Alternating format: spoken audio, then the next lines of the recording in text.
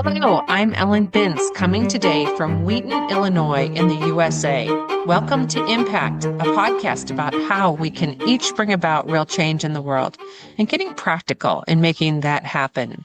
And hello, I'm Clive Johnson, coming today from Leigh-on-Sea in the UK. A special welcome if you're listening for the first time, and a big thank you to our new subscribers. Each week, we look at one aspect of how we can connect our hearts to offer healing for others with our collective intention, prayers, and meditation, and go behind the headlines of a critical happening in our world that needs our attention right now. In today's episode, we take one of these regular deep dives to more fully understand and tune in with something many of us may know only a little about, and see where we might hone in with our prayers and intentions. And as we record, it's December 16th, 2025. Yep. So if you're just starting your Christmas shopping, it's time to get the skates on, I think, probably. And Absolutely. certainly, I don't know how it is in the US, but certainly if you want to sort of guarantee posting something, yeah, that's got to be done a good few days in advance, typically, these days. So perhaps one of the most important documents I personally have read for a long time, and I think, Ellen, you just agree with this as well. Mm-hmm. The White House recently published its very bold national security strategy, particularly focused on the foreign policy and security objectives of the current administration.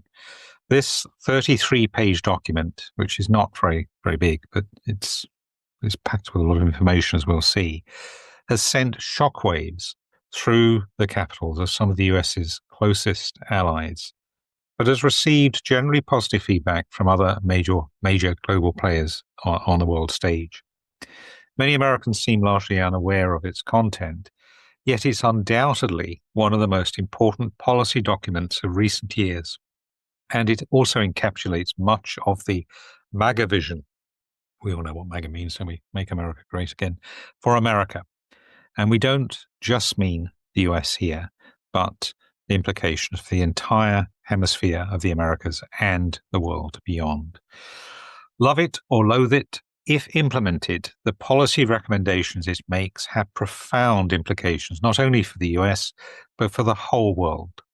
If you haven't read it, we'd recommend that you do, actually, because it explains so starkly what the backdrop for the MAGA vision is, in its own terms, as it were, rather than through the filter of somebody else, and its justification for the often radical ways this vision is being put into practice.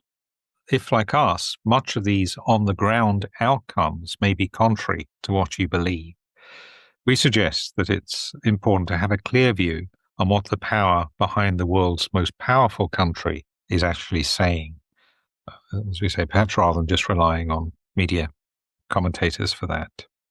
And in fact, we were talking before, it's really striking what was coming up for me when I was reading this document. It was just bringing alive things energies that I didn't really think were there. So definitely worth a read if you have the time. Now, while attempting to take an objective view on the strategy, we have to say right up front that we will also be taking an editorial position. In this, we both have, well, I guess we don't have different perspectives to it necessarily. We have quite aligned, but we've probably had our own take on different things may have spoken to us from our own reading of the document. Stay tuned to find out why. In this episode, we aim to unpack what the strategy says and, as objectively as possible, to come back to seeing where our prayers and intentions may be most needed, as we always do, focusing on the highest good. So let's start by understanding what the U.S. national security strategy actually is. The purpose of the NSS, as we'll refer to it, is to outline the U.S. executive's major security and foreign policy goals and priorities for the United States, and to communicate this vision to Congress and the public and, I guess, the world. It serves as an umbrella document to guide other high-level U.S. strategies, such as the National Defense Strategy, and propose both the short and long-term uses of political, economic, military, and other facets of U.S. power that it believes are required to achieve its goals. The president is meant to authorize an NSS to Congress annually. In practice, however, and especially since the time of George W. Bush, it's become the norm to publish one comprehensive NSS for an entire presidential term, often with an interim guidance document being released earlier. Earlier classified strategy documents date back to the Truman administration, but strategies were only made public under Reagan in the late 1980s. So, what does the latest particular strategy say?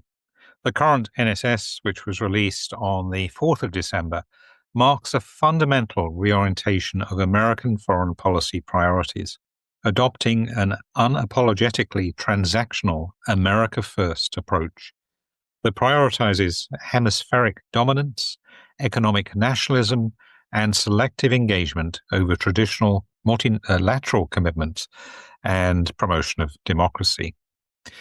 This represents then a significant break from the post-Cold War American foreign policy of the past 3 decades, or indeed more than that, really.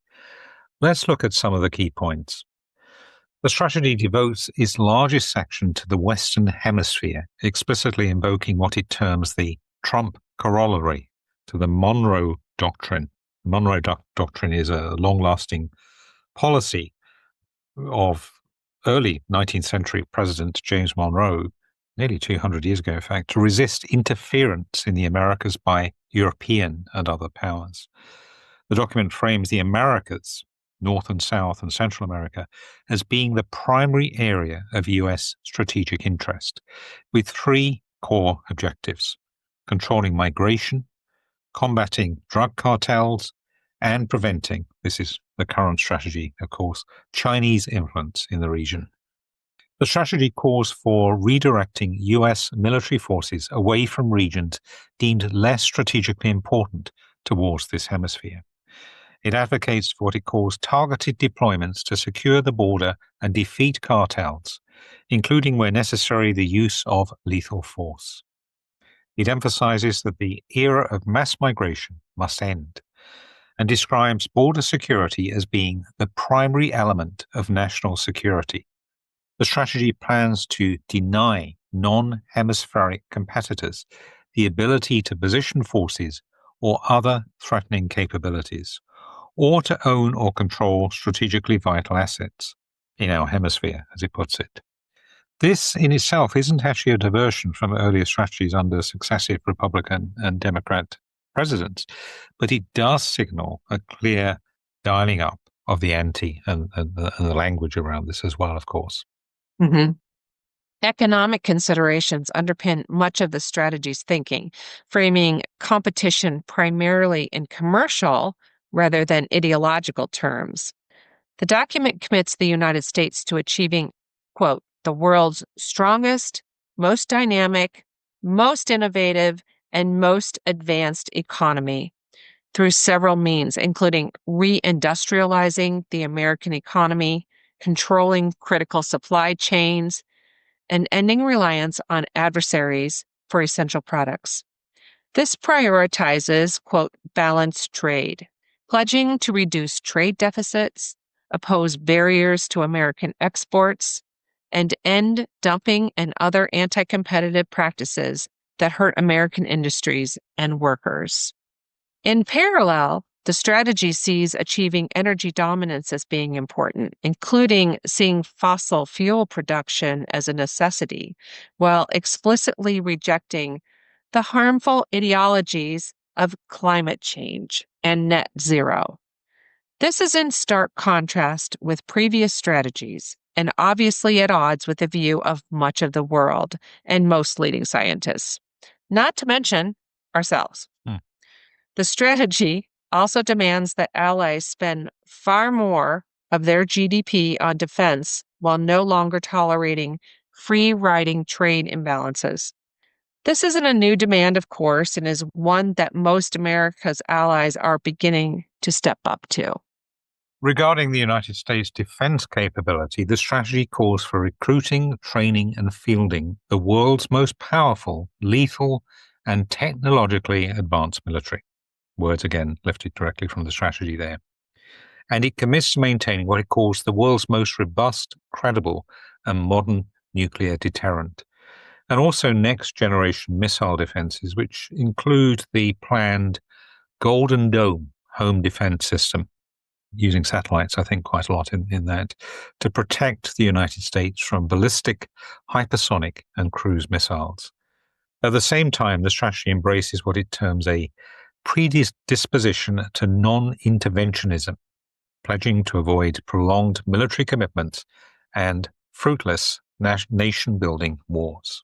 The strategy's treatment of different regions of the world clearly reveals its priorities and gives a clear view of its worldview.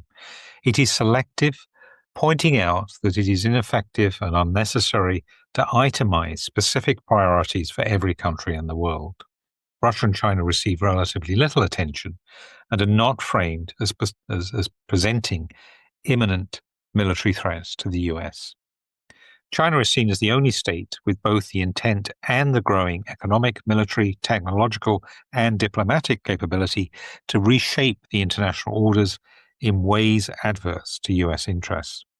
It argues that Beijing seeks an expanded sphere of influence in the Indo-Pacific and ultimately wants to become the world's leading power, including through technological leadership and tighter regional economic integration.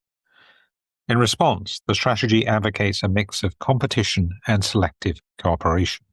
China is framed, therefore, as primarily being an economic competitor rather than an ideological adversary.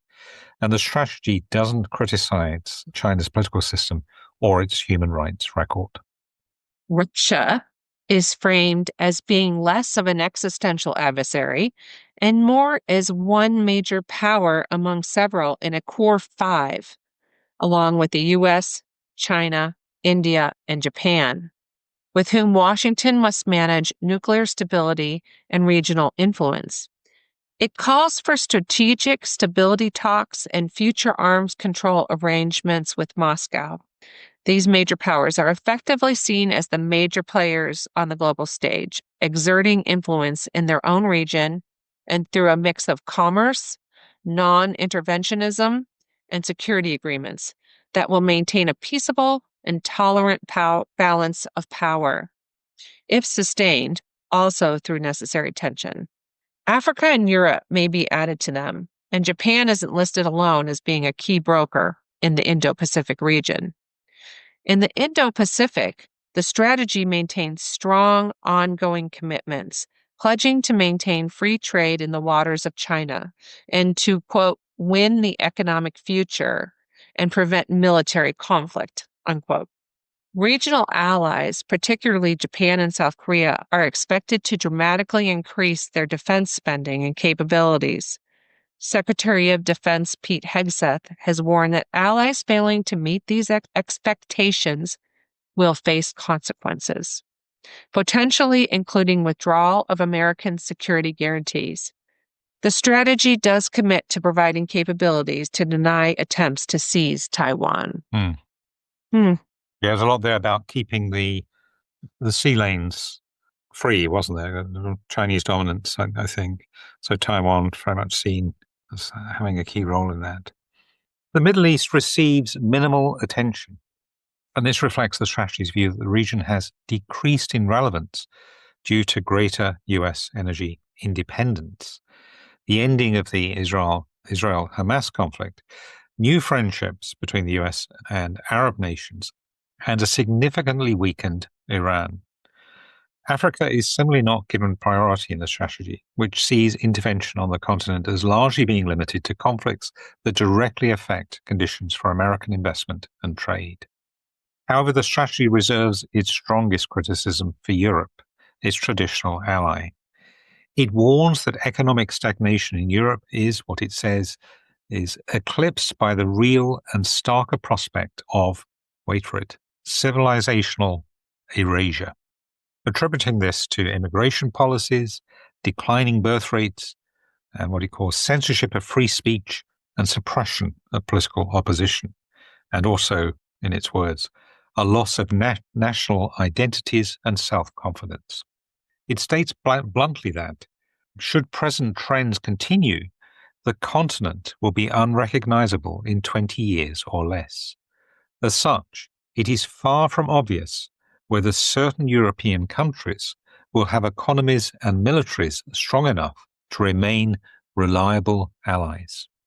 Strong words. Strong words. Yeah. Now, specifically on Ukraine, the strategy prioritizes negotiating what it calls an expeditious cessation of hostilities to re-establish strategic stability with Russia, rather than supporting Ukraine until it achieves victory or territorial restoration. The strategy criticizes European officials for holding what it claims are unrealistic expectations about the war, and also calls for ending the perception and preventing the reality of NATO as a perpetually expanding alliance. This would seem to preclude the US sanctioning Ukraine's future membership of NATO. However, only time may tell on that particular matter. I have heard a lot about this on the news. They talked about the fact that Ukraine is being unrealistic to think that they're going to be a member of NATO. Yeah, well, it seems that quite probably this will certainly be a Russian demand that presumably the Americans are entertaining and see, perhaps they generally see that it's necessary as one of the bargaining chips that Ukraine may have to surrender in order to Right. to come to any hope of a settlement, because Russia's always said it wants this buffer, doesn't it? It doesn't want an expansion of NATO on its borders. So, yeah, but if the US are sort of against expansion of NATO, which I think would not only necessarily just be about Ukraine, it will be, well, there's a greater risk that one of our treaty members that we're bound to defend, if they're invaded in war, would become subject to an invasion or whatever. Mm-hmm. So there's probably that aspect as well. It's an expanded commitment or risk, essentially. Yeah. Yeah. So how have politicians and the public in the US responded to the strategy? And what about reactions from other nations, including the US allies? The strategy has generated significant controversy, both domestically and internationally. The European allies have been particularly shaken by its characterization of the continent as facing, quote, civilizational erasure. Yikes. And it's questioning whether certain European nations will remain reliable partners. German Chancellor Friedrich Merz stated that while some aspects of the strategy are plausible and understandable, others are, quote, unacceptable from a European standpoint. EU Foreign Policy Chief Kaja Kallas acknowledged that Europe has indeed been underestimating its own power, particularly in relation to Russia, and emphasized that, quote, the United States remains our primary ally.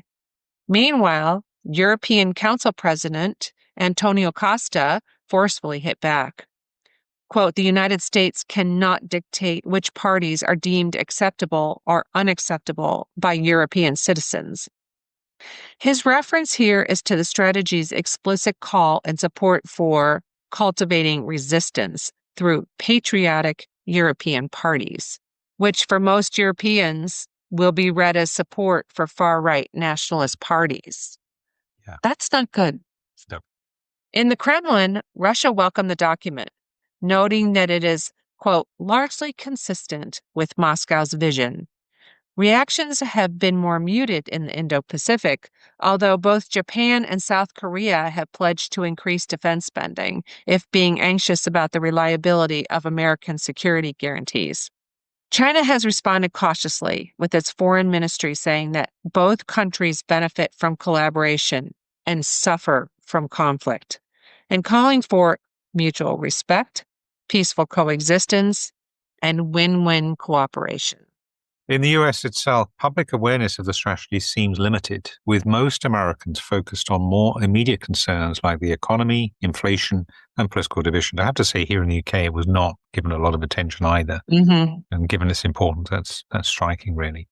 Congressional reactions have largely split along partisan lines. Democrat Representative Jason Crow of Colorado labeled the strategy catastrophic to America's standing in the world and a retreat from alliances, warning that the world will be more dangerous and Americans will be less safe if this plan moves forward. Republican lawmakers have generally supported the document's priorities, though some defense hawks have expressed concern about withdrawing from the country's traditional commitments. We do not and cannot know what the reaction has been within the security and intelligence services, although I imagine that their input and their counsel would have been taken, at least there would have been some consultation, as an important input in the creation of this document. I'm not sure about that. Well, we will never know, I guess. No. No. So certainly, though, there are implications both for Americans at home and others around the world. Given the breadth and importance of these, we won't hone in on everything. However, some especially drew our attention. At home, the heightened focus on homeland defense and border security reflects the administration's view that threats increasingly originate from within its hemisphere. The document's prioritization of counterintelligence and protection against economic espionage, propaganda, and cultural subversion also reflects genuine concern about foreign interference. The Golden Dome missile defense system, if successfully deployed, could enhance protection against ballistic missile threats. However, the $175 billion price tag raises questions about fiscal sustainability and potential trade-offs with other defense priorities. And of course, the emphasis on immigration restriction and border security obviously affects millions of migrants, refugees, and asylum seekers throughout the hemisphere, many of whom are genuine in fleeing unbearable situations at home. The strategy's reindustrialization agenda and focus on controlling critical supply chains could create manufacturing jobs and reduce vulnerabilities to supply disruptions. Tariffs and reciprocal trade policies, as we know, aim to protect American industries and workers from what the document characterizes as unfair competition. However, of course, economists have raised concerns about the potential negative consequences of this approach, since tariffs typically increase consumer prices, effectively functioning as taxes on American households, and also, of course, restricting perhaps encouraging other nations that America exports to increase their own tariffs. The strategy's rejection of climate action and doubling down on fossil fuels may also leave the United States isolated from emerging green technology markets, potentially undermining its longer-term economic competitiveness, and not to mention, of course, its vital role in tackling the existential threat of climate change. Potentially strained relationships with key trading partners may also disrupt global supply chains that currently benefit American businesses and consumers. The strategy's emphasis on immigration restriction reflects a concern held by many Americans. However, restrictions on legal immigration, including potential limits on foreign students into the STEM fields, could deprive the US of talent that has historically driven innovation and economic growth. The strategy's characterization of some domestic and transnational issues as national security threats has implications, as we know, for civil liberties and the balance between security and freedom. And we've obviously reflected on that before. Mhm. The strategy clearly has ramifications for other nations. In Europe, some see that it offers a necessary wake-up call. For example, Judy Dempsey of the Carnegie Endowment Fund argued that the strategy, it's not fund, is it? Carnegie Endowment, I think, is the think tank, argued that the strategy accurately identifies several issues, including Europe's lack of self-confidence, its over-reliance on the US for security, and its failure to acknowledge the concerns of far-right movements. But as we mentioned, others see it as an affront to their country's right to non-interference, especially where support for patriotic politics is concerned. And elsewhere, the strategy may be read by many governments as reflecting the real state of world geopolitics right now, for good or ill. regarding the role being expected of allies in Asia, tensions between long-standing uneasy neighbors, Japan and South Korea. We should look at that uneasy relationship at some time. Is Yes. we don't tend to pick up on here in Europe, certainly. But yeah, that's gone on for a long time. And this sort of tension over regional command essentially has emerged, with South Korea expressing concern that Japan's proposed one theater concept could subordinate Korean security concerns to Japanese leadership. And I think Japan is seen as the main leader in the region by the US in this strategy, as I read it. Such disputes among allies complicate the strategy's vision of coordinated regional defense, yet time will tell how these play out. So I know Clive has a lot of feelings about this, and I think you're going to put your editorial view maybe in the show notes, right? But I think it might send listeners to sleep if I do that. It would no, also be very. It would also be very long show notes. Yeah, I suppose what I'd say generally is when I read this document, I was surprised how I reacted to it, because it's a bit like reading the book after you've seen the film. I much prefer doing it the other way around. So I haven't actually read books 6 and 7 of Harry Potter, and so I don't want to see the films yet or know the ending. And somehow I managed to avoid most of the ending. But you form your own thoughts, your own views when you read something. And what I was trying to do when I was reading this was to tune in to see if I could sense what was going on behind this. What I would just say in very briefly is, firstly, I had a very strong sense that this isn't Donald Trump's document. It's not his voice. It is written by a mastermind, if you like, or someone else. In fact, when I first read it, I thought it was AI produced. It just had the same sort of style. Yeah. I don't think it is, but I really thought, my God, someone's typed in to Perplexity or something, produce a 30-page strategy Yeah. and we want these points and these appeals to the electorate or whatever. But no, it has a very singular voice to it, and that was a surprise to me. But it was also bringing alive the whole idea of what are the energies behind this strategy, which has existed for a long time, but it's just really been, as we said, the ante has been out. The whole Monroe discipline, spheres of influence, and the idea that the world is kind of split up into, well, Russia, you look after this bit, China, that's your area, don't interfere with us. We'll have some agreements around trade and security and so on, but, stay off our patch kind of thing, and we'll stay off yours. And I'm sure that probably is a view taken by not only the US, but other major powers in the world. Of course, Europe's interesting. I do think Europe needs a wake-up call in many areas, so I'm not too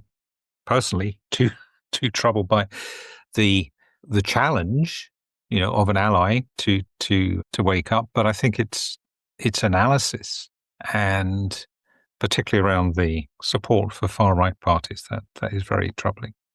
But I won't say any more. No, otherwise we'll go on forever. Well, and we were talking before we started recording that it feels to me like a business agreement. Yep. More than foreign policy and any humanitarian considerations. And that aligns with Trump's views of the world. And I remember reading something someone wrote that the government is not a business. There are aspects that are business-like, but it's not a business. And the foreign policy is not a business. No. And that's where I'm saddened by it. Of course, the climate change rhetoric. And yeah, I thought it was harsh rhetoric for EU. Didn't need to be quite it's that. Very blunt, isn't it? Yes. Very blunt. Yeah. There wasn't integrity or, what's the word I want to use? Like, whoever wrote it didn't. Diplomacy? Diplomacy. Thank you. Yes. There just wasn't a lot of diplomacy. Yeah. Yeah, the bully comes through a bit, doesn't it? Yes. We are very powerful, probably the world's most powerful nation. We can and we will do what we want and say what we want. And tough if you've got a different view, kind of thing. Yeah. But at the same time, that seems, again, transgenuity energy, that seems to appeal to a lot of, we were saying before we came on, weren't we, particularly men, the sort of the Wild West Yeah. attitude, and the aggressiveness is something that appeals. So because it gets conflated with firmness and Well, and maybe because we've just covered Angola last week and we saw the problems there and the need to accept immigrants into other countries and to figure this out, instead of just saying we're not going to do it, Yeah. my wish would be we're going to figure out a way to do this right. yes, yeah, Not we're not going to do it. We're not going to let people in. We're it's just going to figure out a different way that's exactly, fair for everyone. yeah. It is a global challenge, isn't it? Like Yes. Yes. one of the big ones, as big as climate change, probably for the next. Yes. That very strongly due to climate change, right? Yes, In many absolutely, instances. absolutely. And therefore, the responsibility there falls on those Hmm. creating that. Yeah, Hmm. definitely. So, where might we hone in with our intentions and prayers? So, this is the point, as always, you might wish to bookmark to come back to. Come back. If I've written this, we've written a note. So, this is the point you may wish to bookmark to come back to as we invite you to join us in sending intention. We'll also put the bookmark in the show notes. Take a moment to center, allow yourself just to be aware of where you are at the moment, and again, allowing yourself to pause in the audio as you wish in order to feel into your ground, your physical connection with the earth, where you're sitting, where you are at the moment, and also with your ground of being, your higher self, your connection with what some of us will know as the divine, that seat of all-knowing, as we open ourselves to a number of intentions that we suggest holding. We will that influencers and decision makers on border control and immigration policy will be moved to balance legitimate security concerns with compassion and justice for those fleeing violence, persecution, and deprivation. We ask that wise counsel will move the minds of diplomats, foreign ministers, and national leaders throughout Europe, Japan, South Korea, and all nations whose call to step up their defense and other partnering or criticism of their attitudes and actions are highlighted by the strategy. We will that all members of the US administration who take decisions based on the strategy's position will have wisdom to see the common good and have humility to recognize their limitations and to hear and consider the perspectives of others. We ask for those seeking solutions to the challenges of drug trafficking and organized crime to have wisdom to know how most effectively to respond, with a will to act proportionally, not immediately resorting to deploying military force. We pray that those who read or who are exposed to sound bites from the strategy will not feel emboldened to deepen their differences with others who do not share their political views, but will be moved to defend the rights of all to free speech and freedom of expression. We pray that any who may seek to justify any aspect of the strategy on religious grounds will receive divine counsel on the true ground or otherwise of their interpretation. And we will that the strategy's minimal attention to Africa and seeing engagement on the continent based mainly on economic return will not endanger the generosity of America towards poorer nations. We ask that those who make decisions on aid spending will be moved by the needs of the global poor and defend policies that respond to what are often globally caused or influenced humanitarian crises. In this week, as we digest the profound implications of the USA's newly published national security strategy, we suggest holding as our main intention, we will that whatever the U.S. believes about the importance of national sovereignty, its leadership, ambassadors, and policymakers will be moved to value cooperation with and remain open to proposals made by international partners in those areas that require global agreement, including the ever-pressing issues relating to migration, combating crime, and climate change. It's a long one. You can simplify it if you feel called to. There's a lot there, isn't there, really? Yes, there is a lot there. There's a lot for us to remember.